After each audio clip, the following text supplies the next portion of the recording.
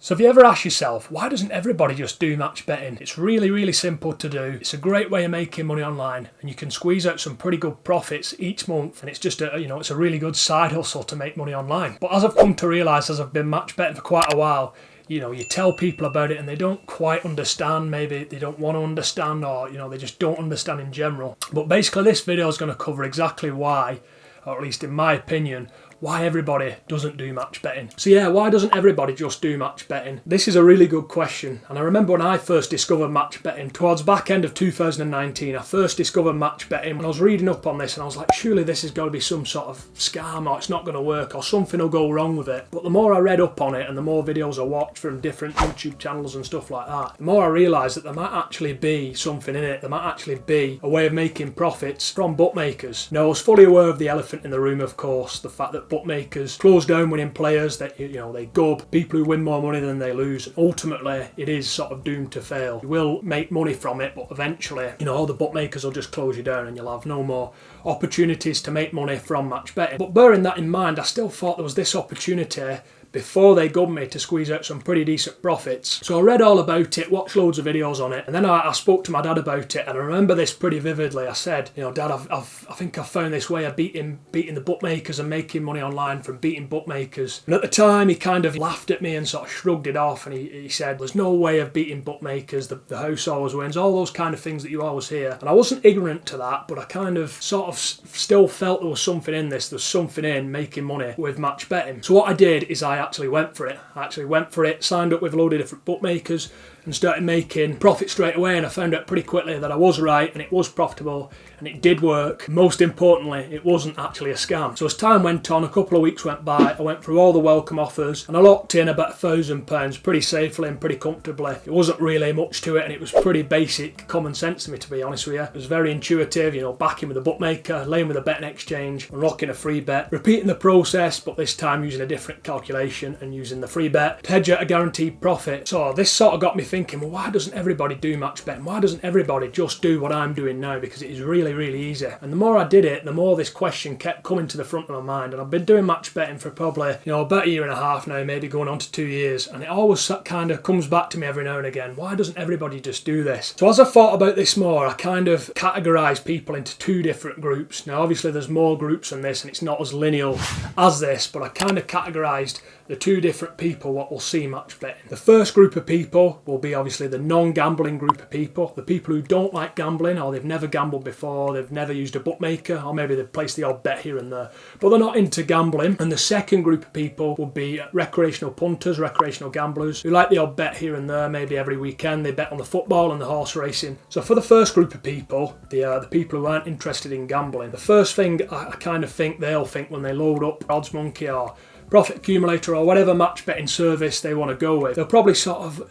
have a lack of understanding about it, is probably the best way to define it. I know that's kind of a broad term, but it's understandable, right? You hear about this thing, you hear about all the horror stories with gambling in the media and stuff like that, and you kind of think, is this real? Is it a scam? Is it too good to be true? But of course, the more you go into it, the more you look into it, the more obvious and the more simple and basic it is. It's just basic common sense once you look into it, in hindsight, of course. Now, the second thing I think people would think about pretty quickly is the mortgage issue. Now, you hear the mortgage issue loads and loads of times, and it was something I was worried about as well before I took the plunge and signed up with about 20 or 30 different bookmakers and 2 exchanges. But basically the mortgage issue is, well, if I sign up to all these bookmakers, I'm constantly getting withdrawals and I'm depositing to these bookmakers all the time, how's this going to look when I want to apply for a mortgage, I want to try and get a house, all these kind of things, how's it going to affect my credit score? And it's a very valid point, and it was something that I was certainly concerned about when I first looked into match betting and found match betting. So the first thing I would do personally is I would get a completely separate bank account for match betting, either with Monzo or Sterling Bank or one of the other online bank accounts. And the reason you do that is obviously just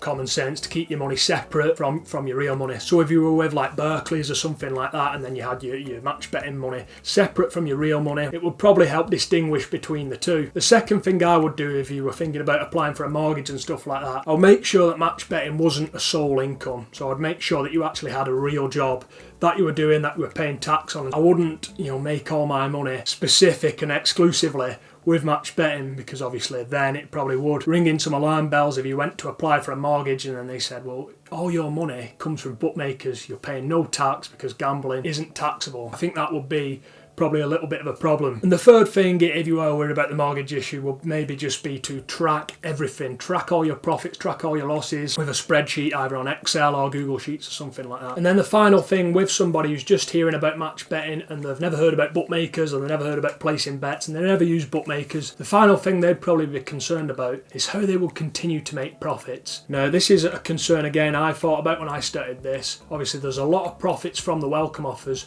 but when you've completed the welcome offers, it almost seems like, and the way a lot of websites set this out, it almost seems like there's going to be no more profit available after that. When this is completely not true, of course. You've got extra places, daily offers, the two-up offer, literally loads of offers available. But when you do start out, and when you are thinking about starting out, this is obviously a concern. You're worried about signing up with all these bookmakers, getting all these different bookmakers, depositing to them, getting withdrawals off them, and then just finishing with £1,000 in profit after the welcome offers.